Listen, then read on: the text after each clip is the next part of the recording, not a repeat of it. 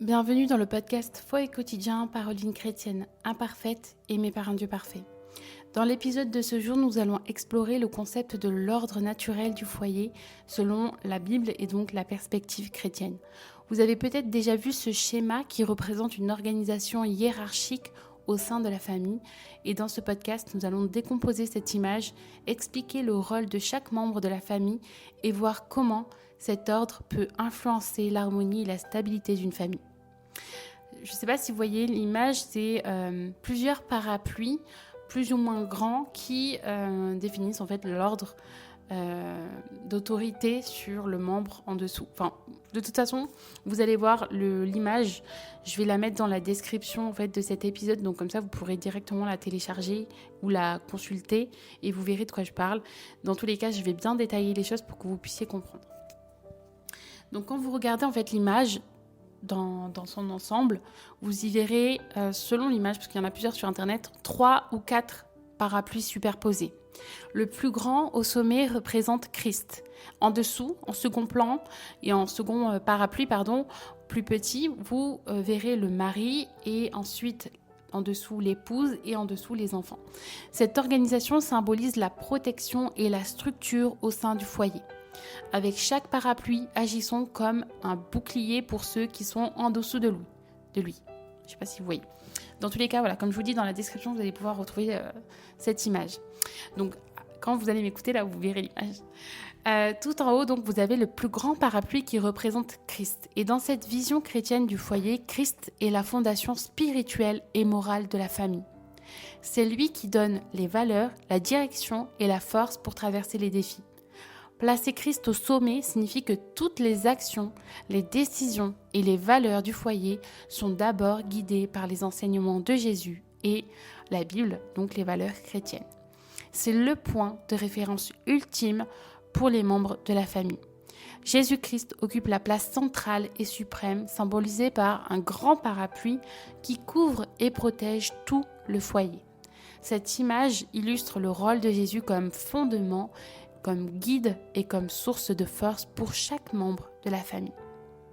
On dit de Jésus qu'il est la pierre angulaire. Vous pouvez lire ça dans Éphésiens 2, verset 20. Tout ce qui se construit dans la famille repose sur lui. Alors vous êtes peut-être déjà demandé qu'est-ce que c'est une pierre angulaire. Donc, j'ai cherché pour vous, si vous ne l'avez pas fait. Une pierre angulaire, en fait, dans l'architecture ancienne, c'est la première pierre qui était posée lors de la construction d'un bâtiment. Elle déterminait la stabilité de toute la structure et si elle était mal posée ou de mauvaise qualité, tout le bâtiment risquait de s'effondrer. Donc elle servait vraiment de point de référence pour aligner toutes les autres pierres. Les murs et les angles du bâtiment étaient tracés à partir de cette pierre, garantissant une construction droite et cohérente. C'est en lui, en Jésus, que les membres trouvent leur foi, leur identité et leur raison d'être. Jésus est notre pierre angulaire. Il est le socle sur lequel reposent les relations et les choix, assurant une base solide face aux tempêtes que représente la vie. Et il y en a. Dieu sait qu'il y en a.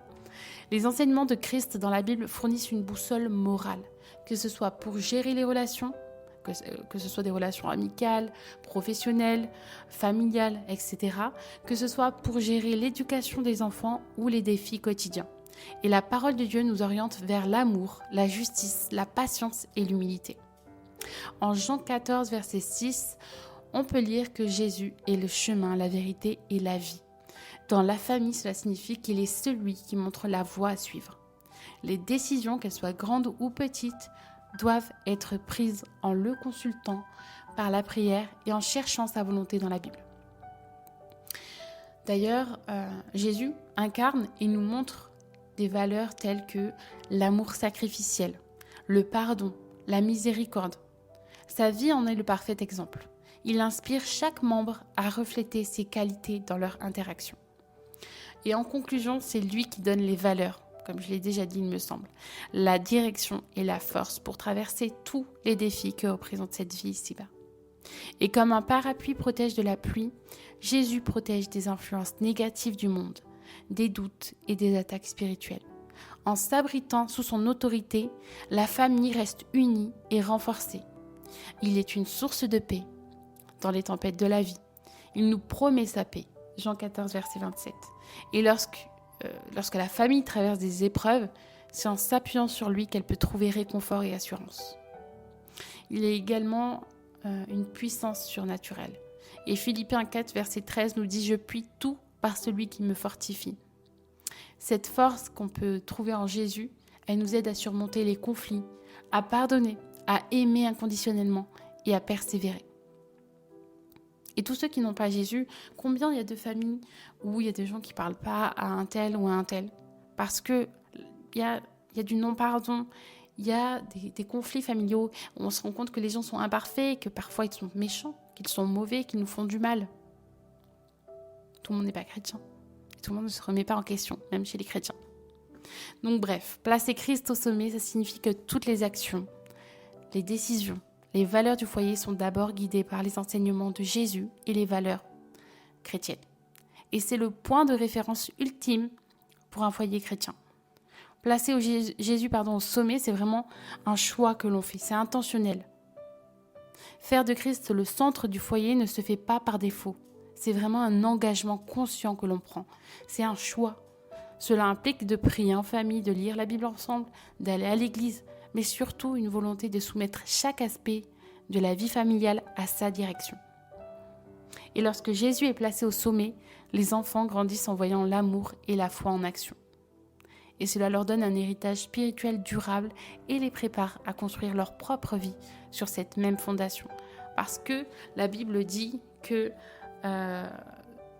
il est nécessaire d'instruire l'enfant selon la voie qu'il doit suivre, et quand il sera vieux, il ne s'en détournera pas. Proverbe 22, verset 6. Dans une maison où Christ est la première place, les conflits, les décisions financières, les choix éducatifs ou professionnels et même les loisirs sont orientés par cette question. Est-ce que cela honore Jésus? Est-ce que cela reflète ses enseignements? Est-ce que c'est bon? Toutes les actions, les décisions et les priorités de la famille s'alignent alors avec les valeurs du royaume de Dieu et la volonté suprême de Dieu. Et c'est ça le plus important.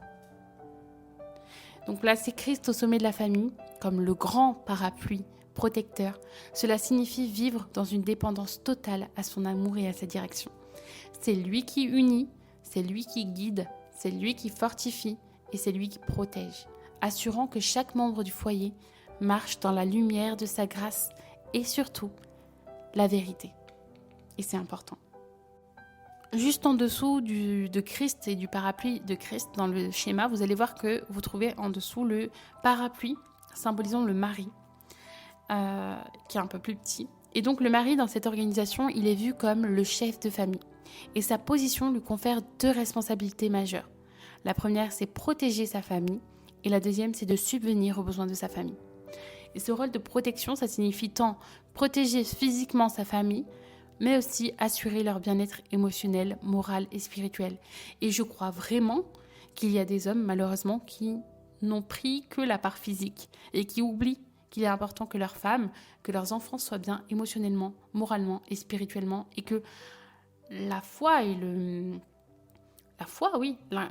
l'éducation de la foi se fait surtout par l'homme en fait. Mais j'ai l'impression qu'il y a très peu d'hommes qui veulent incarner ça. Il y en a. Je ne veux pas faire de généralité. Mais, voilà. C'est peut-être la société qui fait ça. Hein. Mais voilà. Le mari, il est vraiment celui qui pourvoit. Ce qui peut impliquer le soutien financier. Ça, on est d'accord. Mais c'est aussi, et surtout, il a un rôle de mentorat spirituel pour les autres membres du foyer. Donc la femme et les enfants. Et j'ai l'impression que beaucoup l'oublient. Et je pense que c'est la faute aussi à notre société contemporaine. Les rôles traditionnels au sein de la famille sont devenus flous aujourd'hui.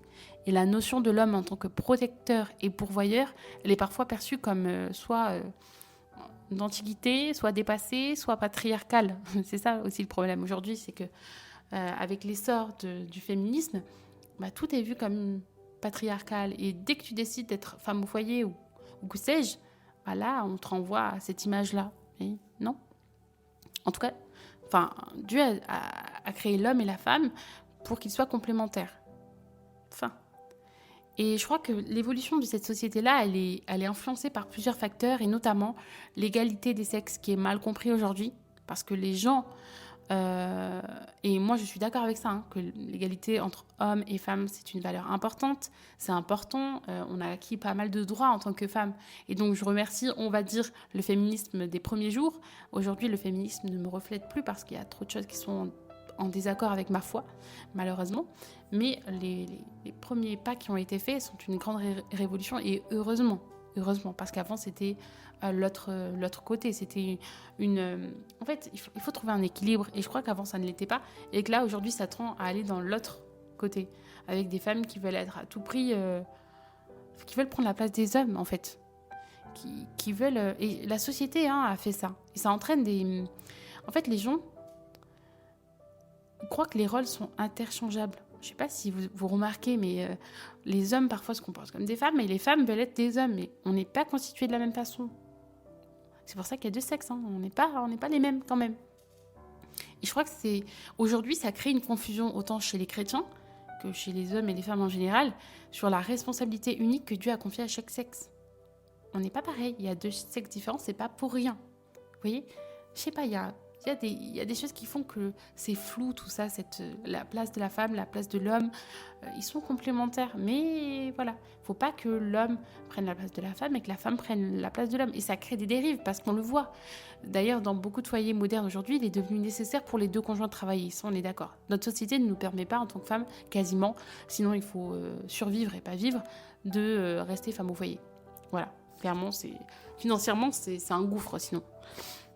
On le fait parfois parce qu'on n'a pas de choix. Mais sinon, en fait, voilà, tu apprends à te satisfaire du peu que tu as. Et je crois que malheureusement, ça amène certains hommes à déléguer ou abandonner leur rôle de chef spirituel et de pourvoyeur principal. Parce que comme la femme va travailler, il se décharge en fait. Et la femme va prendre ce rôle parce que l'homme ne l'incarne pas forcément. J'espère que je ne vous ai pas perdu dans ce que je veux vous dire, mais je pense qu'il y en a qui vont comprendre où je veux en venir, mais... Waouh, enfin, bref, vous allez voir, vous allez comprendre. Depuis la séparation entre l'État et l'Église, je ne sais pas si vous avez constaté, mais on le voit, la France est censée être un pays qui est majoritairement et à la base chrétien, et on constate un affaiblissement progressif des valeurs qui encouragent tout ça, l'amour sacrificiel, le service désintéressé, ces vertus qui étaient autrefois enracinées dans la culture, grâce aux chrétiens, à l'influence des principes chrétiens. Et aujourd'hui, malheureusement, je ne sais pas si vous faites le même constat que moi, mais c'est plutôt supplanté par des notions d'individualisme et de recherche personnelle. Et malheureusement, des événements récents comme la pandémie de Covid-19, ça a contribué à cet isolement accru et à une mentalité centrée sur soi. Et même dans le cadre du mariage et même dans le cadre du couple. Les gens ne veulent même plus faire de compromis. Les gens veulent leur soi. Et le développement personnel aussi, c'est très centré sur soi, finalement. Tu deviens ton propre Dieu. Et d'ailleurs, avec le Covid, pour avoir travaillé dans le social, à cette période, il y a eu un boom de soucis psychologiques, de dépression et j'en passe. Et à cette période, il y a eu vraiment un renfermement sur soi. Et je l'ai vu parce que je travaille au contact des 16-25 ans. Et waouh! Et c'est triste parce que ce sont des adultes de demain qui sont abîmés par la vie. Hein. Et bref, je sais pas où je voulais en venir, mais récemment d'ailleurs, on était au restaurant avec mes grands-parents et ma fille, et une femme s'est assise à la table à côté et elle nous a salués chaleureusement. Et en fait, moi, ça m'a surpris et je pense que mon étonnement, il était visible et du coup, elle m'a dit, ça vous étonne, n'est-ce pas ?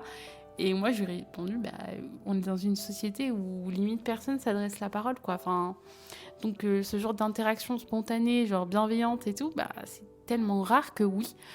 Ça m'a interloquée, quoi. Et d'ailleurs, aujourd'hui, on vit dans un monde où les gens évitent tout contact. Et il y a très peu de gens aujourd'hui que je vois aller vers les autres aussi facilement qu'avant, que dans les temps où quand j'étais jeune, quoi. Enfin, j'habitais à la campagne aussi, on est très... c'est facile, on va dire, mais à part une sœur que je suis sur les réseaux sociaux qui s'appelle Constance, mais sinon c'est vrai que je vois peu de gens avec ça harde, enfin je sais pas, à facilement aller vers l'autre. Et je plaide coupable, hein. Moi c'est très difficile pour moi, hein. Les traumas ont fait que j'ai du mal à aller vers les gens et que même téléphoner aux gens c'est un supplice pour moi, donc bref. Mais je plaide coupable aussi pour d'autres choses. Ça fait 1 an par exemple qu'on habite ici dans cet appartement et je connais pas vraiment mes voisins. si ce n'est bonjour, bonsoir. Et vous allez me dire, c'est déjà bien. Il y en a qui disent même plus bonjour, bonsoir. Bref, je trouve ça triste, mais bref, voilà. Je sais pas où je voulais en venir en vous faisant part de ça, mais voilà, je pense que ce genre de relation s'efface. Il y a la technologie aussi qui favorise les échanges virtuels plutôt que les conversations en face à face. Les gens sont méfiants envers les inconnus parce que, avec les infos, on voit que ça, des faits divers et tout ça. Et voilà, la société, elle encourage l'autosuffisance au détriment de la communauté. Et encore qu'en tant que chrétien, quand on va à l'église, il y a cet esprit communautaire, on va dire. Mais c'est encore compliqué. Et même à l'église, ça peut être compliqué. Donc voilà, en tout cas, le passage sur le restaurant, c'était surtout pour vous dire qu'il y a des personnes qui sont prêtes à aller à contre-courant et qui ne veulent pas aller dans cette mentalité individualiste où chacun pense pour soi et chacun est pour soi et voilà. Et on ne prend pas en considération l'autre. Et heureusement, il y a encore des gens comme ça. Bref, revenons au rôle biblique de l'homme. Je me suis un peu égarée. Donc voilà, moi je voulais vous dire que si l'homme ne prend pas sa place comme guide, comme mentor spirituel, ça peut laisser un vide dans la famille. Et les enfants, et même l'épouse, manquent alors d'un modèle spirituel fort. Et il faut que les maris se lèvent en prière. Il faut que les maris assument leurs responsabilités. Et s'ils ne le font pas, l'épouse, elle va se retrouver à porter un poids qui n'est pas le sien. Et ça va entraîner quoi ? De la fatigue, de la frustration, des sentiments d'injustice. Enfin, c'est pas son rôle. Il y a un rôle pour chacun. Et je crois que c'est d'ailleurs le cas aujourd'hui, en fait, dans notre société. Il y a les divorces, c'est commun.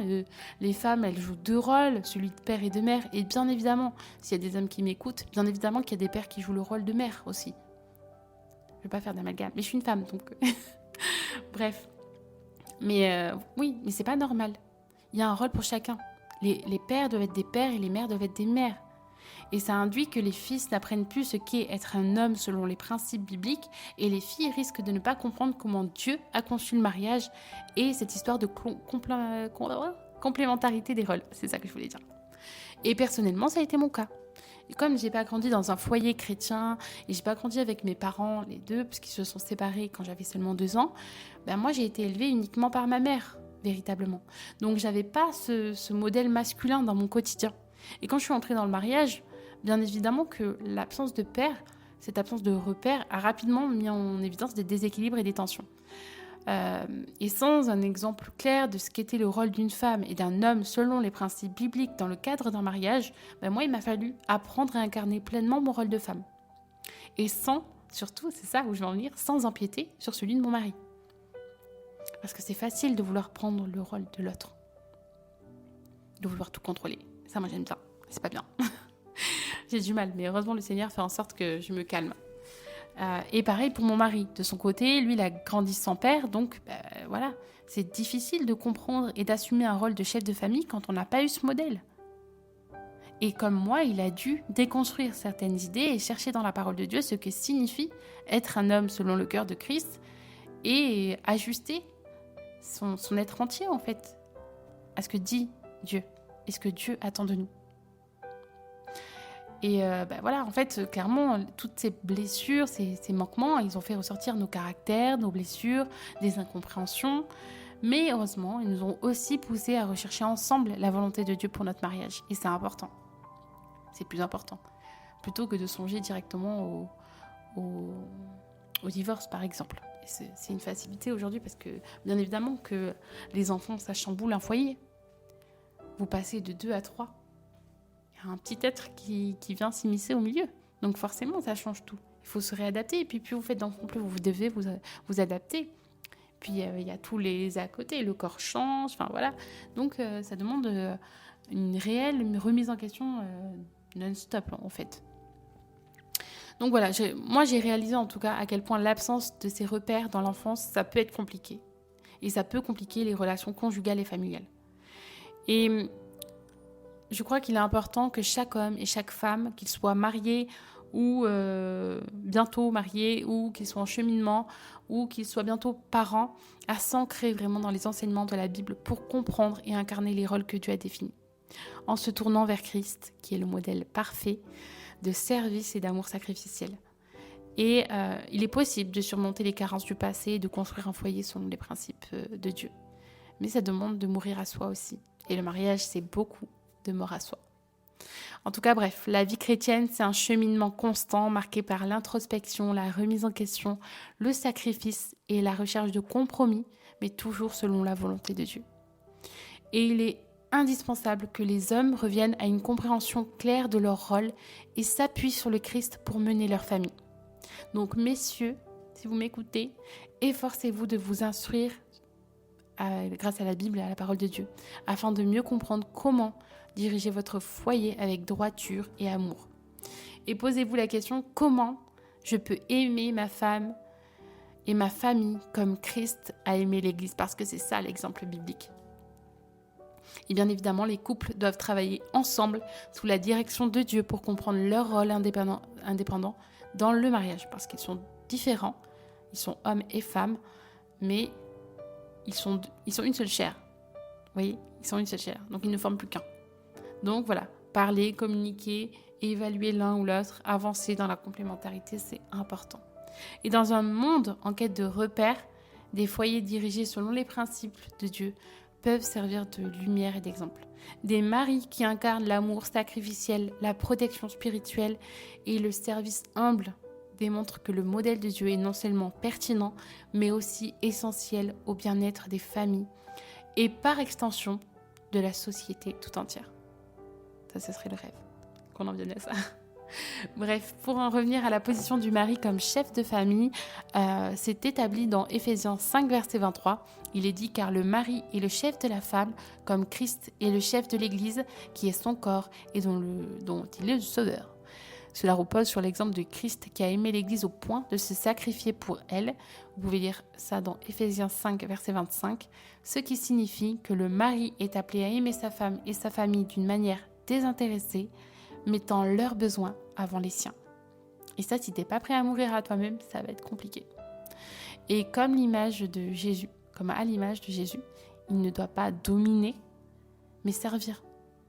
Et c'est ce que Dieu dit de Jésus, dans le Matthieu 20, verset 28. Le mari a la responsabilité de protéger sa famille sur plusieurs plans. Comme je l'ai dit tout à l'heure, sur le plan physique, donc veiller à la sécurité de son foyer en créant un environnement sûr pour sa femme et ses enfants, par exemple, mais aussi une protection émotionnelle en réconfortant, en écoutant, en soutenant, en valorisant chaque membre de la famille, donc femme comme enfant. Et il doit veiller à ce que le foyer soit un lieu de paix, d'encouragement, etc. Et également, il a un rôle de protection morale et spirituelle. Il doit être attentif aux influences extérieures, médias, relations, etc. Et en guidant sa famille dans les voies de Dieu, le mari joue un rôle clé dans leur croissance spirituelle. Et il s'assure surtout que les valeurs bibliques soient au centre de la maison et que sa famille reste alignée sur la parole de Dieu. C'est pas aux femmes de tout porter. Parce que je vois souvent ça, surtout au niveau spirituel. Le mari est aussi appelé à subvenir aux besoins de sa famille, donc ça on l'a vu, c'est pas seulement financier, bien qu'il doit le faire, et qu'aujourd'hui dans les foyers modernes, ça se fait à deux. Mais 1 Timothée 5, verset 8 nous dit « Si quelqu'un ne prend pas soin des siens et surtout de ceux de sa famille, il a renié la foi, il est pire qu'un infidèle. » C'est important que le mari puisse prendre soin des siens, et la femme aussi, qu'on soit bien d'accord. Donc voilà, le mari doit guider les siens dans la foi, et émotionnellement, il faut qu'il soit une source d'encouragement, d'amour et de stabilité pour sa femme et ses enfants. C'est important parce que ça contribue à la solidité du foyer en fait. En dehors du socle qui est Jésus, bien évidemment. Donc pour cela, le mari, il doit refléter l'exemple de Jésus, c'est-à-dire il doit agir avec amour, un amour bienveillant, patient, qui ne cherche pas son propre intérêt. Ça, vous pouvez lire 1 Corinthiens 13, c'est un bon exemple. Et il doit agir avec humilité, en reconnaissant que son rôle, ce n'est pas de dominer, mais de servir. Et il doit agir avec sacrifice, c'est-à-dire être prêt à mettre de côté ses propres désirs pour le bien de sa famille, comme Christ s'est donné pour l'Église. Et c'est fort. Et monsieur, je vous admire. Mais je suis une femme. Tu as choisi que je sois une femme, donc j'ai mon rôle aussi. Et ce n'est pas forcément facile non plus. Donc dans ce modèle, il est important de souligner que l'autorité du mari n'est pas oppressive ni autoritaire. La Bible appelle également la femme à être une aide précieuse, Genèse 2, verset 18, et un partenaire dans la gestion du foyer. Leur relation est marquée par une dynamique d'amour mutuel et de respect, Éphésiens 5, verset 33. Une responsabilité conférée non pas pour dominer, mais pour diriger, protéger et servir avec amour.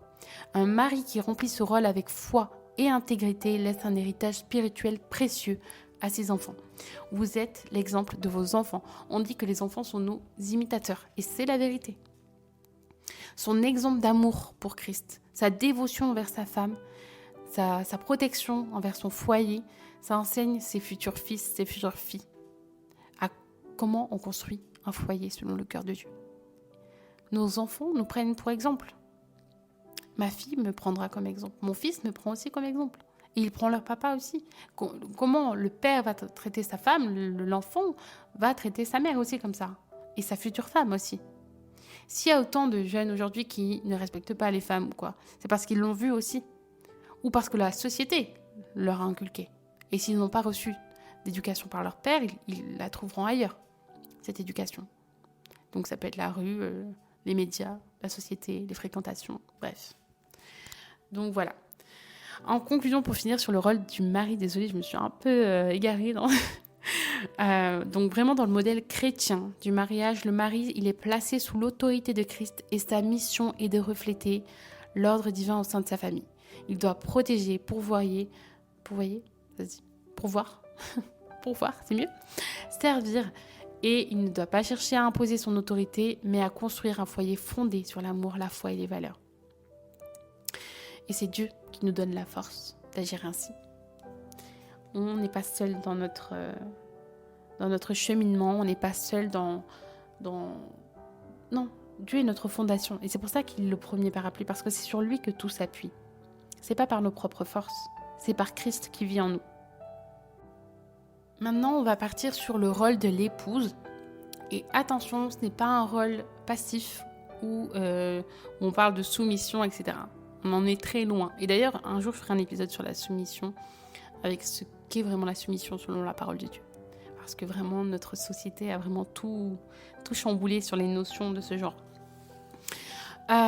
Donc voilà, l'épouse, elle est vue comme un partenaire égal dans le mariage, avec des compétences et des dons uniques qui complètent ceux du mari. Elle apporte amour, soutien et une présence rassurante qui enrichit le foyer. Elle est toute importante, tout aussi importante. Donc elle, c'est vraiment le troisième parapluie, qui symbolise donc la protection, l'amour. Voilà, c'est elle qui crée à ce que le foyer soit bienveillant, qu'il y ait une bonne ambiance dans le foyer. Son rôle, il inclut de prendre soin de son foyer, bien évidemment. Ça va de entretenir la maison jusqu'à créer un espace chaleureux, accueillant, rempli d'amour, où tous les membres du foyer, que ce soit le mari, les enfants, peuvent se sentir en sécurité et valorisés. C'est un havre de paix. La maison est un havre de paix. Et c'est à nous de le faire, être ainsi. Et voilà, que le foyer soit un lieu où règne la paix, le respect, l'unité. Voilà. Son rôle également, c'est de veiller sur les enfants. L'épouse, c'est souvent le premier modèle que les enfants observent dans leur apprentissage des valeurs, de la foi, de la vie quotidienne. Parce que dans les foyers plus traditionnels, la femme va être à la maison et donc c'est elle qui va élever les enfants. Et qui va surtout avoir un rôle clé dans leur éducation, leur développement émotionnel, leur croissance spirituelle. Et aujourd'hui, malheureusement, on confie nos enfants presque à 2 mois et demi à la crèche ou autre parce qu'on doit aller travailler. Et je l'ai fait pour mon fils à 6 mois, donc je comprends tout à fait. Et en même temps, c'était parce qu'on doit avoir de l'argent pour subvenir aussi à nos besoins, mais bon. Également, la femme doit être un pilier et soutenir son mari. Donc ça doit être un soutien moral, émotionnel et spirituel. La femme doit prier pour son mari aussi, c'est important. Et comme il est dit dans Genèse 2, verset 18, Dieu a créé la femme pour être une aide semblable à l'homme. Une partenaire qui enrichit et complète sa mission. Donc voilà, la femme, elle n'a pas un rôle à côté, quoi. Non, elle est tout aussi importante dans la sphère familiale. Elle est complémentaire. Et voilà, dans la vision chrétienne du foyer, c'est vraiment une collaboratrice égale, dotée de dons et de compétences uniques. Et ces dons-là, qui sont placés on l'épouse, participe activement aux décisions importantes concernant la famille. Je crois que c'est vraiment quelque chose qu'on doit prendre à deux. Elle apporte sa sagesse et son discernement. C'est important. Et elle exerce ses dons. Donc, ça peut être... les femmes, on a une sorte d'intuition aussi. On a une capacité de communication. On a de l'empathie souvent. Voilà. Et ça, c'est important dans le foyer. Et vous verrez qu'il y a certaines situations où les enfants vont aller plus vers la femme que vers l'homme, etc. Ça dépend. Ça dépend de l'âge aussi, bien évidemment. Mais voilà. Donc, bien que l'homme soit vu comme le chef spirituel, l'épouse peut être également la maîtresse du foyer. Ce qu'on dit souvent. Donc, elle gère la maison, souvent l'organisation des activités. Je ne sais pas si vous organisez des voyages ou quoi, souvent, mais je trouve que c'est plutôt un truc que les femmes font. Voilà, organisation, tout ça, c'est un truc qui... Pas tout, hein. Attention, je ne vais pas faire d'amalgame non plus, mais voilà. Souvent, c'est une tâche que les femmes aiment bien faire. Le proverbe 31, versets 10 à 31, il illustre parfaitement une femme qui allie force, sagesse et initiative. Bien évidemment que toute femme a envie d'être comme la femme du proverbe 31 et qu'elle nous inspire par sa diligence, sa foi et son attitude généreuse. Et je crois également que on a un rôle à jouer dans la vie de nos enfants et pour notre entourage. Et on va pas se mentir, le côté émotionnel, les hommes ont vraiment du mal avec ça. À moins que ce soit uniquement un constat que je fais ici, n'hésitez pas à me dire si je m'égare ou si vous aussi c'est un peu la même chose. Mais vraiment, l'épouse, c'est un soutien spirituel pour son mari, mais également pour ses enfants. Elle aide aux décisions familiales. Sa relation avec Dieu devient une force motrice pour tout le foyer. Donc c'est important de garder ceci, même si c'est difficile de trouver le temps parfois. Et comme la femme du proverbe 31, voilà, elle inspire, elle est généreuse, elle travaille, elle est... Voilà. Le rôle de l'épouse, lorsqu'il est compris selon le modèle biblique, est exigeant, certes, mais gratifiant. C'est un investissement de temps, d'amour et de foi. Et en s'appuyant sur Dieu, parce qu'on en a bien besoin, qu'on soit d'accord, elle peut accomplir cette mission avec grâce, force, en contribuant à construire un foyer stable, aimant et centré sur Christ. Et vraiment, ce rôle-là, c'est vraiment une vocation. Et personnellement, j'ai mis du temps à avoir mes enfants. Et je me dis qu'en fait, finalement, j'en suis venue à remercier le Seigneur parce que lui seul connaît les combats, etc. Et j'aurais pas été équipée avant, finalement. J'aurais pas été équipée. Donc, finalement, je rends grâce à Dieu qu'il ait donné mes enfants en son temps. Voilà. Et c'était mieux comme ça. Parce que j'ai eu le temps de croître spirituellement. Et c'est important. Donc, moi, je vous encourage, si vous êtes célibataire, à voir ce temps de célibat comme une bénédiction. Parce que vous avez du temps pour croître dans votre relation avec le Seigneur. Et quand vous devenez maman, vous verrez que ça change tout. Il faut se réorganiser. Et non pas que je regrette parfois le célibat dans le sens où j'avais beaucoup de temps pour moi, spirituellement. Vraiment, moi, je passais presque 5 jours sur 7 à l'église. Enfin, donc, effectivement, que ça fait un choc quand vous vous mariez et que vous vous retrouvez à deux. Donc, bien évidemment, vous ne prenez plus les décisions toute seule. Et ensuite, avec des enfants, c'est toute une nouvelle organisation, bien évidemment. Et bref, en tout cas, moi, dans mon rôle d'épouse et de mère au foyer, personnellement, et pour être honnête, Dieu sait combien j'ai eu du mal à accepter et à incarner pleinement mon rôle au sein du foyer. Et pour moi, cette transition, ça n'a pas du tout été naturel. Peut-être que je rêvais d'un équilibre différent ou que je voyais mon identité ailleurs, plutôt dans mon travail, mais pas dans la maison finalement. Et Dieu a orchestré les circonstances de ma vie pour m'amener à repenser ma place. Et par exemple, je n'ai pas trouvé de mode de garde pour ma fille, ce qui m'a obligée à rester à la maison et à m'occuper de mon foyer. Et au début, franchement, je voyais cela comme une contrainte et presque comme un poids. Mais petit à petit, avec l'aide de Dieu, j'ai commencé à renouveler mes pensées, comme Romains 12, verset 2 nous le conseille, et à voir cette saison de vie sous un autre angle. Et ce que je percevais vraiment comme un fardeau, ça a commencé à prendre un sens plus profond. Et je dis bien commencer parce que je suis toujours en cheminement à propos de ça. Mais vraiment, voilà. Avec le temps, en fait, Dieu m'a aidé à comprendre que, par exemple, les tâches ménagères et les responsabilités liées à la maison, ce ne sont pas que des corvées sans importance. Et qu'en fait, toutes ces choses-là, ce sont des actes d'amour pour ma famille. préparer un repas, ce n'est pas juste cuisiner, c'est nourrir ma famille. Et je le fais avec soin et gratitude. J'ai de quoi nourrir ma famille. Donc de quoi je pourrais me plaindre? Mon mari ramène de l'argent, je peux faire des courses et cuisiner pour ma famille. Ça veut dire que j'ai les moyens de le faire. Nettoyer la maison, c'est pas juste une obligation. C'est créer un environnement accueillant et paisible où mon mari et mes enfants peuvent se sentir bien. Et moi-même, bien évidemment. Prendre soin de mes enfants à plein temps, ce n'est pas un sacrifice inutile. Pourquoi? Parce que j'ai le privilège de voir de près les premières étapes de vie de mes enfants, de participer à leur apprentissage et à toutes leurs découvertes, à éveiller leur sens, à éveiller leur vie. Et en confiant, et en me confiant, et vous, mesdames, ces responsabilités, Dieu nous a donné une bénédiction. Et il faut les voir comme une bénédiction. C'est vraiment une opportunité d'exprimer notre amour au quotidien pour notre famille. Et vraiment, ce changement de perspective que j'ai dû opérer en moi, ça ne s'est pas du tout fait du jour au lendemain. Et franchement, il me reste encore des défis à surmonter parce qu'il y a des jours où je me dis, purée, c'est un fardeau, je fais toujours la même chose et tout. Mais non. Vraiment, je suis en plein renouvellement de mes pensées et me dire, ok, merci Seigneur, c'est un processus de transformation constant. Le cheminement est loin d'être terminé. Mais merci Seigneur parce que tu continues de me modeler chaque jour. Comme le potier et l'argile, avec l'argile. Dans Jérémie 18, verset 6, je vous laisse aller voir. Et vraiment voilà. Donc Dieu aujourd'hui m'apprend à trouver de la joie dans les petites choses. Au lieu de me focaliser sur la fatigue ou le fait que ce soit des tâches récurrentes. Et je m'efforce à voir le positif dans le fruit de mon travail. Je rejette les mensonges que le monde, le diable, a mis dans ma tête concernant la valorisation de la carrière ou des accomplissements extérieurs. Mais Dieu me valorise dans ce que je réussis mon rôle de mère, d'épouse.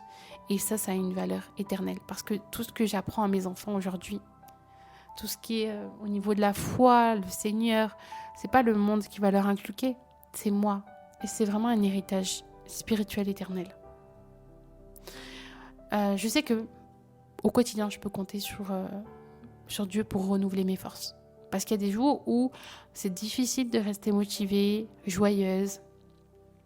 Mais c'est à ce moment-là, en fait, quand je me sens fatiguée ou quoi, que on voit la force de la prière et de cette prière qui dit que Seigneur, vas-y, renouvelle mes forces.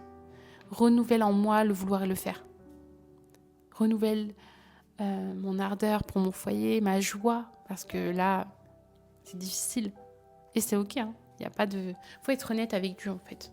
Et moi, je l'ai été parce que vraiment, vraiment, pour vous dire, mais vraiment, quand je vous dis, je le vivais comme un fardeau, c'est vraiment comme un fardeau. Mais c'est parce que si la société ne nous apprend plus à être des femmes et tout. Moi, je sais que ma grand-mère, elle avait des cours de couture, des trucs comme ça. Moi, aujourd'hui, je suis incapable de faire ça. Et parce que j'ai pas cherché à le savoir non plus. Hein. Et en plus, pour vous dire, j'ai fait des études dans le bâtiment. Donc en fait, moi j'ai un diplôme de peintre. Genre je peux faire du carrelage, de la peinture, du placo-plâtre. Bref, voilà, je sais pas. J'avais un truc à réparer avec les hommes, donc je suis partie dans un lycée masculin pour ne plus en avoir peur à l'époque. Bref, on en reparlera une autre fois, mais... Donc bref, tout ça pour vous dire, que le temps au foyer, c'est pas une punition, c'est pas une privation, qu'au contraire, c'est vraiment une mission que Dieu a déposée sur nous en tant que femmes qui va porter des fruits précieux. Parce que être présente pour mes enfants, en les accompagnant au quotidien, je peux semer des graines de foi, des graines avec des valeurs bibliques dans leur cœur. Je peux soutenir mon mari, je peux me permettre de gérer au mieux ma maison, de ne pas l'accabler sur des responsabilités qui l'incombent encore plus, mais vraiment de le soulager quand je le peux. Et voilà. Donc vraiment, je rends grâce à Dieu parce que par ce biais-là, en fait, je sers avec amour et dévouement ma famille. Et que même dans les tâches les plus simples, j'apprends à refléter l'amour de Christ pour l'Église. Donc en reflétant l'amour de Christ pour ma famille et en l'incarnant. Donc bref, en résumé, moi, Dieu m'a appris petit à petit à accepter et à aimer ce rôle d'épouse et de mère, parce que je vous dis, j'étais pas du tout conditionnée à ça.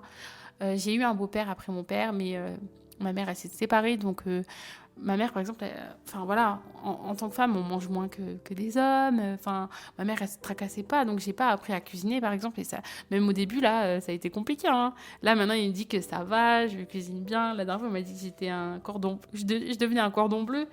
Merci, hein, mais au début, on en était très loin, très très loin, très très très loin. Et c'était pas vraiment un truc qui me plaisait. Et plus j'avance, plus je prends du plaisir à faire ça.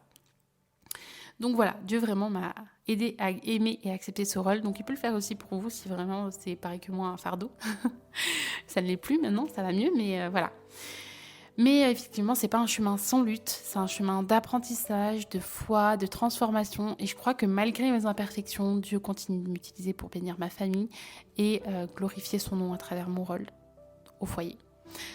Bref, après, en dessous du parapluie de la femme, il y a le parapluie des enfants. Donc voilà, sous l'autorité des parents se trouvent les enfants. Et dans cette vision de la famille, les enfants sont encouragés à respecter leurs parents et à grandir en suivant l'exemple de foi et de valeurs inculqués par leur mère et leur père.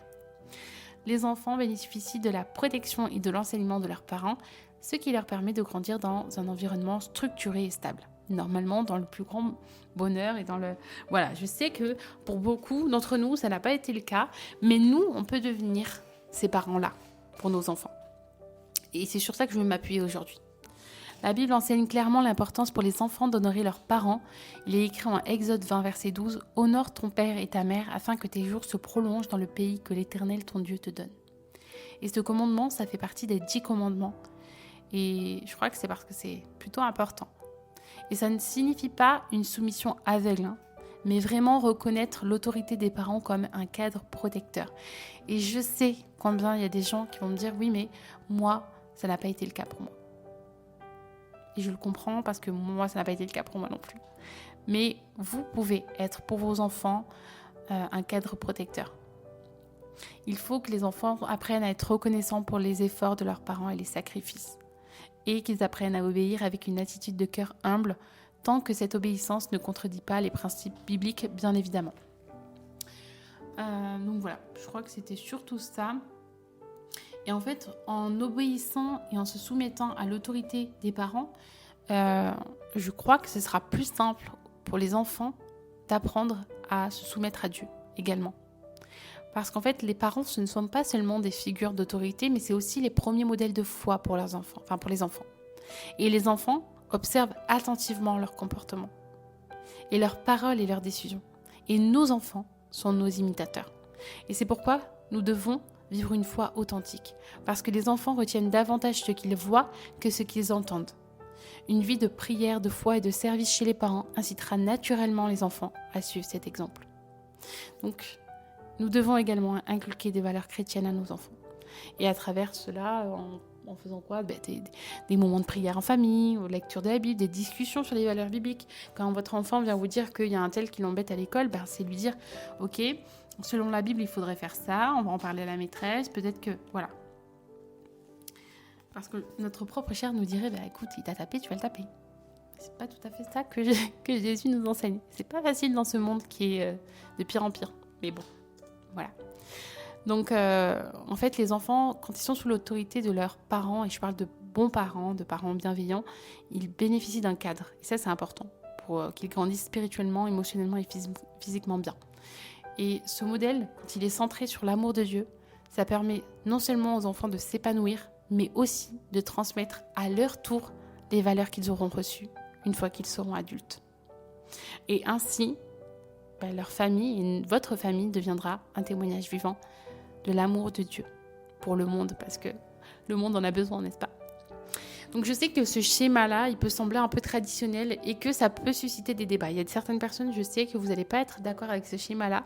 Moi, je trouve que c'est plutôt une bonne représentation de ce qu'est la vision familiale selon la parole. Je sais que pour certains, ça sera vu comme trop hiérarchique, que ça ne reflète pas la réalité de nombreux foyers modernes, et je le conçois, parce qu'on est dans une société où, comme je le disais, il y a beaucoup de divorces, etc. aujourd'hui.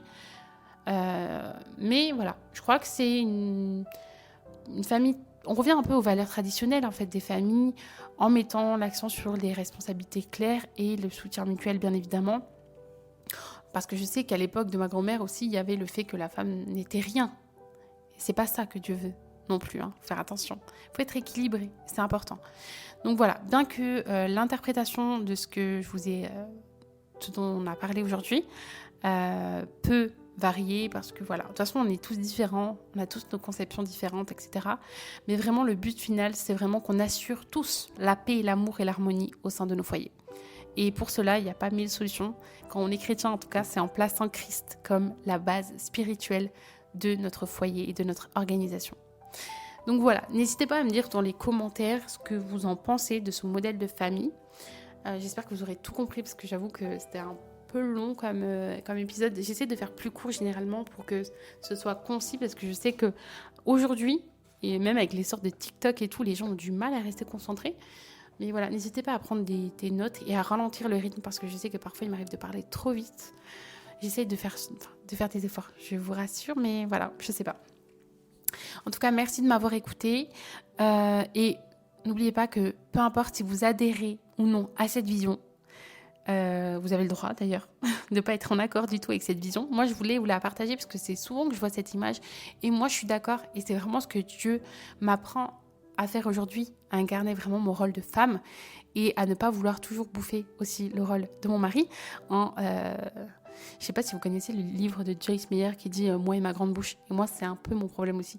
C'est apprendre à me taire et à laisser mon mari aussi être le chef du foyer. C'est pas facile. Bref, n'hésitez pas à me faire part de vos opinions dans les commentaires. Aussi, j'ai vu qu'il y a pas mal de personnes qui ont noté le podcast en fait et je vous remercie parce que ça aide aussi à ce que le podcast soit bien référencé et pour qu'on le trouve plus facilement. Donc si vous n'avez pas voté pour mettre une note à ce podcast, je vous invite à le faire. Si vous avez des axes d'amélioration, à me faire part, n'hésitez pas. C'est avec plaisir parce que je suis aussi là pour me remettre en question et travailler. Si vous n'êtes pas en accord, vous pouvez me le dire aussi. On peut en parler. Et voilà. En tout cas, je vous souhaite une bonne journée. Que Dieu vous bénisse. Et à bientôt pour un nouvel épisode.